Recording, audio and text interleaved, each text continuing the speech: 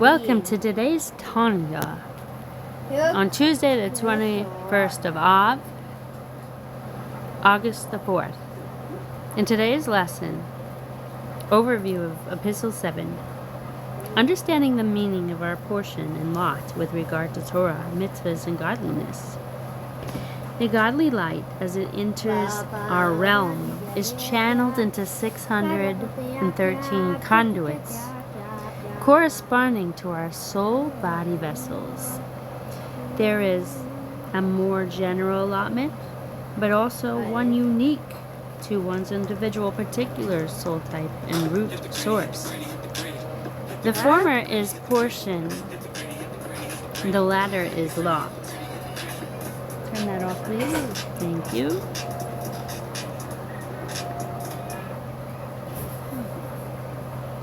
Put it back on the Torah live videos. Those are better. I watched too much. Okay. Well, keep that down because I'm doing a video. Okay.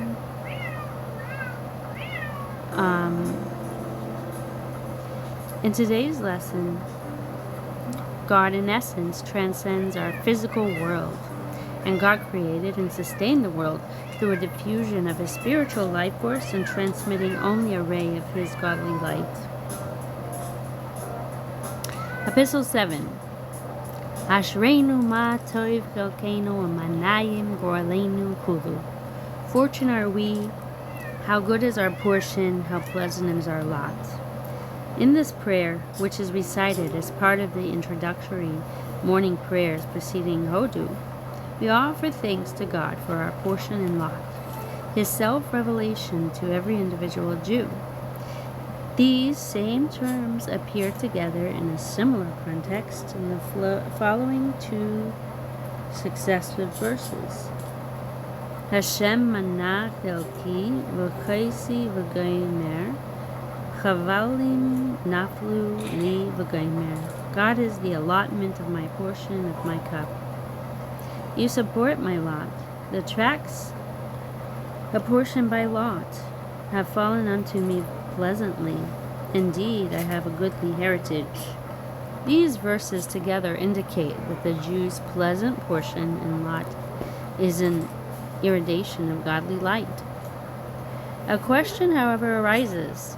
Why is the godliness that illumines our souls referred to by both terms, both as our portion and as our lot, when portion can refer to any one of several identical benefactions, while lot indicates something which is granted exclusively to a particular individual who wins a lottery.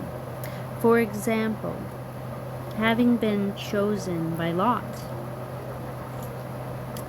Lahavin lashon chelkeinu v'goreleinu.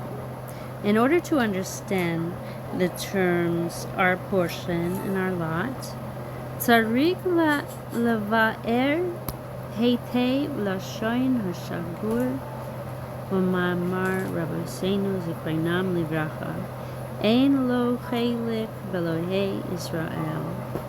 One must properly explain a common expression in the teachings of our sages, the blessed memory, vis-a-vis he has no part in the God of Israel.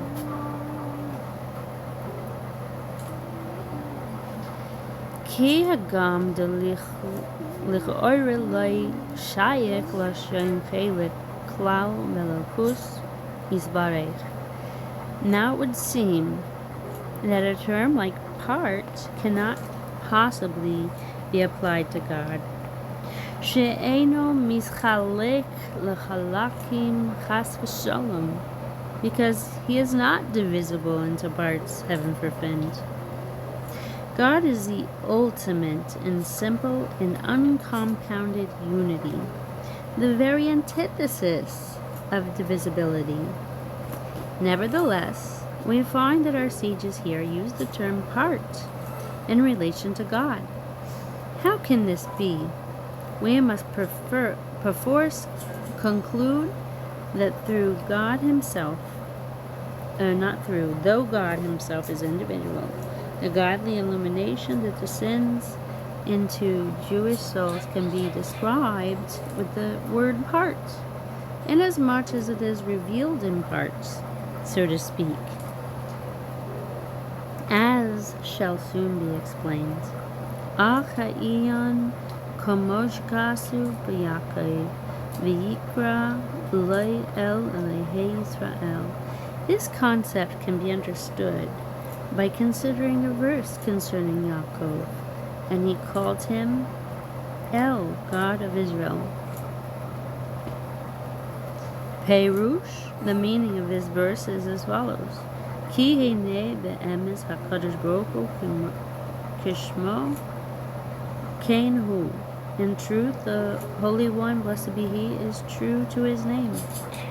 On one hand, the phrase Holy One in the Hebrew original HaKodesh implies that God stands above and apart from creation, while blessed be He, with the Hebrew Baruch, literally blessed, also means to descend and be revealed, implies that the level of godliness which previously was holy and apart, the indirect He in the phrase quoted, is drawn down into the world in a revealed manner, as will soon be explained. Ki avtihinu mamale kol amen elyonim v'tachtainim. Though He permeates all the upper and lower worlds, merum hamalos ad mitachas la'aretz halezu achumris. From the peak of all levels to this lowly corporal world, God permeates and is present to an equal degree in all worlds.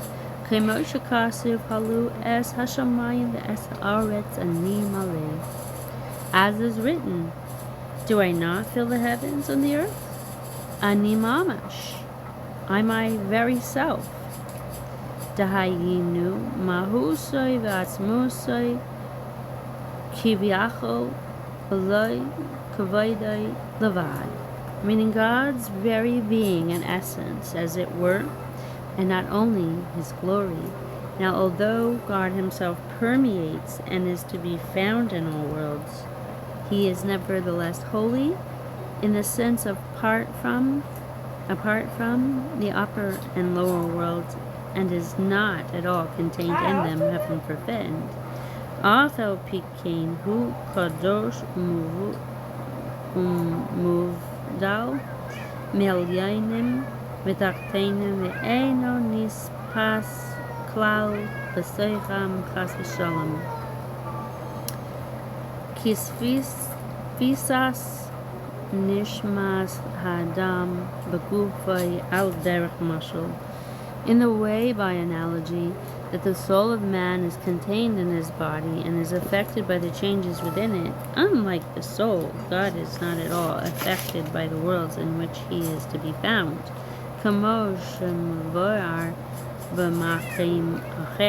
As explained elsewhere,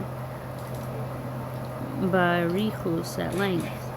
Velazos, for this reason, since God is entirely distinct and apart from all worlds, lo hayu yochlim l'kabel chayosam mimahosai v'atzmusai levadoi kivyachol. They could not receive their life force from His being and essence in itself, as it were. Rak his pashtos achayus asher HaKodesh Baruch Hu Machaye Elyonim v'Tachtainim. Rather, the diffusion of the life force whereby the Holy One, blessed be He, animates the upper and lower worlds. Hu al derech mashal kamoyo ha'ara me'iro mishmoi yisbarech, is metaphorically speaking like a radiation shining forth from His name. God's name is itself a mere radiation. From it there emanates yet another radiation. Shehu Shmai Echad, for He and His name are one, for which reason a ray that emanates from His name is able to animate the various worlds. Ukamosha Kasuv Ki Nisgav Shemai Levadei. Thus, it is written, for even His name alone is exalted. An example, God's name is exalted alone, standing apart from all the worlds which it transcends. Rak zivoi v'hoidu al ervith v'shamayim v'gomer, while only his reflection and his splendor are on the earth and heaven. Thus, all of creation exists from but a radiation of God's name, which, as previously mentioned, is itself merely a radiation. V'ha'ara zoi mislabeshes mamish b'elyainu v'tachteinu lahachayoisam.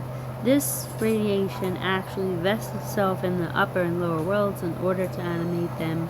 At this level, the godly life force is not merely present in created beings and worlds, but actually vests itself in them. It contracts and adapts to the spiritual capacity of each particular world in which it is vested and is integrated within it. When these precious v'soicham al yadei mitzutzaim rabim, it is contained in them by means of many intermediaries, an example, levels that are related both to the levels above and below them, thereby enabling them to serve as conduits for the transference of the radiation. V'tzimtzumim rabim v'atzumim, and by means of numerous and intense contractions, v'hishtalshulos hamadregos derech ilah va'alu v'chulu, in a downward chain-like progression through the levels of the various worlds in a sequence of cause and effect and so on. Within every world, the lower level develops from the higher level by way of cause and effect, the higher level serving as a cause and source of the lower. After all these contractions and descents, then the light manifests itself within the various worlds by becoming vested in them. Takeaway: creation is finite. It is limited. God can limit his energy to create finite beings, but he himself transcends all limitations. Thank you very much. Have a great evening.